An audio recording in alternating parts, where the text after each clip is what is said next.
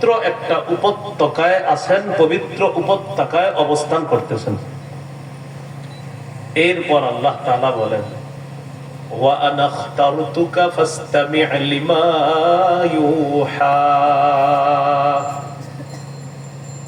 মুসা, আমি আপনাকে নির্বাচন করলাম, ফাসতামি' লিমা ইউহা, আপনার প্রতি যা ওহী প্রেরণ করা হয় কান পেতে মনোযোগ সহকারে আপনি শুনেন। এবার আল্লাহ তাআলা বলেন, ইন্নানি আনাল্লাহ লা ইলাহা ইল্লা আনা ফা'বুদনি ওয়া আকিমিস সালাতা লিযিকরি। মুসা, আপনি কান পেতে শোনেন, আমি আল্লাহ, আমি ছাড়া কোনো ইলাহ নাই, আমারই ইবাদত করেন, আমার স্মরণে নামাজ পড়েন। তাহলে বলেন তো একমাত্র ইলাহ কে?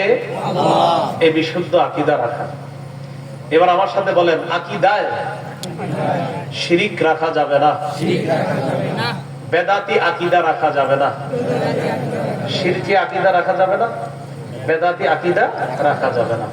আল্লাহ শিরিক বেদাত থেকে আমাদেরকে হেফাজত করেন, আমিন। সূরা লুকমানের 13 নম্বর আয়াতে আল্লাহ তাআলা বলেন, وَإِذْ قَالَ لُقْمَانُ لِابْنِهِ وَهُوَ يَعِظُهُ يَا بُنَيَّ لَا تُشْرِكْ بِاللَّهِ। স্মরণ করুন ওই সময়কে লোকমান যখন তার সন্তানকে বললেন, হে প্রিয় সন্তান, লা তুশরিক বিল্লাহ, আল্লাহর সাথে শিরিক করো না, ইন্নাশ শিরকা লাযুলমুন আযীম, শিরিক মহাপাপ, শিরিক বড় অপরাধ, শিরিক মহাপাপ, শিরিক বিরাট বড় জুলুম, শিরিক করো না। এইজন্য শিরিকের কথা চিন্তাও করা যাবে না। রাসূলুল্লাহ সাল্লাল্লাহু আলাইহি ওয়াসাল্লাম বলেন, আমার কাছে একজন ফেরেশতা আসছে, আসার পর আমাকে দুইটা বিষয় আল্লাহর পক্ষ থেকে জানাইছে। কয়টা? দুইটা। আতানি আতিম মির রাব্বি ওয়া খায়্যারানি। আল্লাহর পক্ষ থেকে একজন ফেরেশতা আসছে, আসার পর আমাকে দুইটা বিষয়ের স্বাধীনতা দিয়েছে। এক নাম্বার, বাইনা আইয়ুদখিলা নিসফা উম্মতি আল জান্নাহ, এক নাম্বার আমাকে স্বাধীনতা দেওয়া হয়েছে, আমার উম্মতের অর্ধেক মানুষ চাইলে আমি জান্নাতে নিতে পারবো। সুবহানাল্লাহ। কয়টা স্বাধীনতা? দুইটা। এক নাম্বার, আমি চাইলে আমার উম্মতের অর্ধেক জান্নাতে নিতে পারবো, এই স্বাধীনতা দেওয়া হয়েছে। দুই নাম্বার, ওয়া বাইনা শাফাআ, আরেকটা স্বাধীনতা দেওয়া হয়েছে, হাবিব আপনি চাইলে সুপারিশ করতে পারবেন উম্মতের জন্য, তবে দুইটা নিতে পারবেন না, দুইটা স্বাধীনতার যে কোনো একটা গ্রহণ করবেন। হয়তো অর্ধেক উম্মত জান্নাতে নিতে পারবেন, এই স্বাধীনতাটা নিতে পারেন আপনি, অথবা সুপারিশ করতে পারবেন।